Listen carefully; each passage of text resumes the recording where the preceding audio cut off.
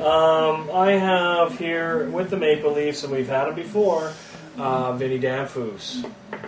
So I won't say too much about Vincent because we had him before, but obviously went over the Oilers in the trade, Sharks, Canadians, you name it, Vinny played it.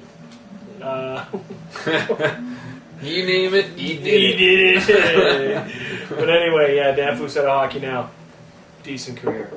I got a guy that we had last episode who I think I made him as #1 star. I had Danny Heatley again. Who, so you're really going to have to outdo yourself, or you're going to have to get a first star again? I'm not even sure what to say because I just finished saying it all. But heaters. Awesome one-timers. Kills the Leafs every time they play. Places. Ian White's in the background on the card, so Ian White went over and played for Canada. With yeah, we talked about Ian White. Yeah, I like Ian White. Worlds. Yeah, Rob Wilson wouldn't play him at the beginning of the year, and then he had to come in as a winger. So we got that stash. The 70s porno stash. He did great. Yeah. So Danny Heatley. Yeah. Canadian. We get Ian White now, we have nothing to say. Yeah. Okay, some of these cards are backs of the cards, some in the front. Okay, so this is an interesting card with John Tonelli in the background here.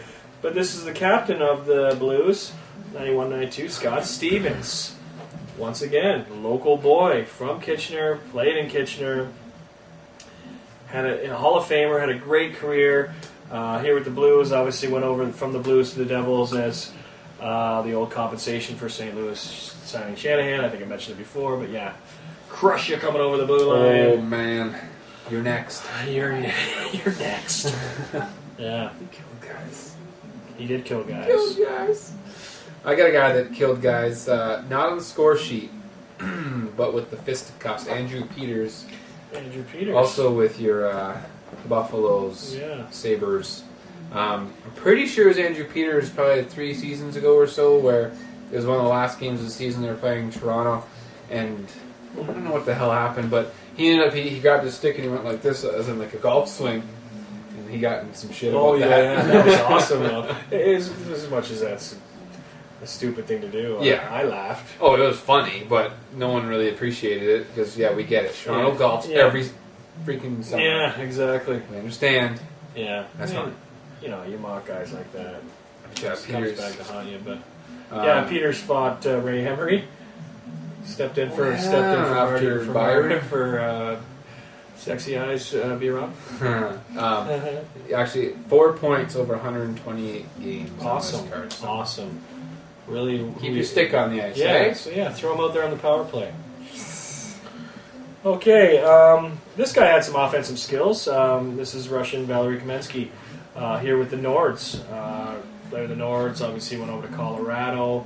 Had a bunch of good years for this franchise. Very crafty. Had one goal that really stands out to me where he was coming in. I don't know if it was against Florida in the finals, but I know it was against Beezer. So it was against Florida. But it might not have been in the finals. But he came in, spun around on one leg, and like a crazy backhand spinning around on one leg between Beezer's legs. I don't know if anyone can help me out on that goal, or you can link it up at the bottom. Crafty. Probably the first thing that pops up when you put Kaminsky on YouTube. Kaminsky. I have Jose Theodore. He had a difficult time, I think, this year in the playoffs of the East with Varlamov coming in and showing them how to play, and then, of course, that game Theodore ended up coming back in, but it was over then. Yeah, he's had a bit of a weird career, I'd say. Very strange. He won? Won the Hart, right. And then it was like years later, he was like, shit. Yeah, he's just, I was saying it earlier in the playoffs, that it was bizarre for a Hart Trophy winner to be on the bench, and a Conn Smythe in Anaheim, Jaguar, to be on the bench. But, if you go with the young guy, you go with the hot guy. Yeah, and you win, you're in. And he looked soft that first game. But, and Cujo knows all too well, you play one bad game, you don't play again. Right. 02 Olympics. Whole season. Or the whole season in Toronto. Exactly. Well, speaking of Toronto, nice segue, I have one of their assistant coaches, by far the worst nose in hockey history. I got Tim Hunter here with the Flames.